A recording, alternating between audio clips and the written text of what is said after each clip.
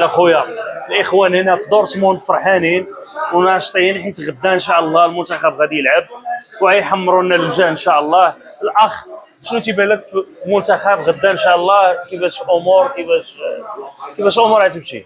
مقابله ما غاديش تكون سهله، ونتمنى في المنتخب الوطني المغربي ان شاء الله يحقق نتيجه ايجابيه وي اللي تعطيه ان شاء الله الدوزيام كاليفيكاسيون دوزيام تور، وفرحونا احنا مغربين في هذه الارض السعيده دوبي لونطون.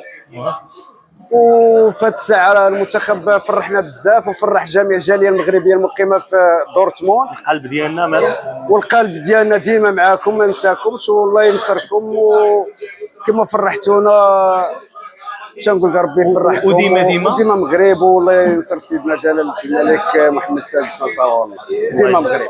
تبارك الله عليك.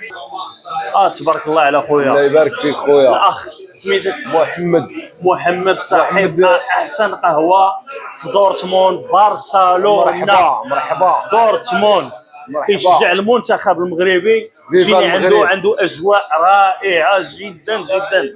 وكما كتشوفوا قبل ما نبداو كلشي مغربي هنايا، قبل ما نبداو نتكلموا معاه ندوزو نشوفوا الاحوال ديالو كيفاش دايره هنا. يا المغرب كل حلويات، والمغرب حتى هو حلاوه. نعم سيدي يا المغرب، واللي ما يبغيناش يبغي يخبش. يلا زيد قول لي كيفاش جاك الماتش ديالك النهار؟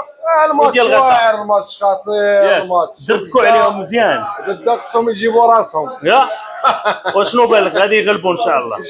ان شاء الله. وديما ماروك مغرب مغرب عوده ديما ديما مغرب. يتجاوب عليك.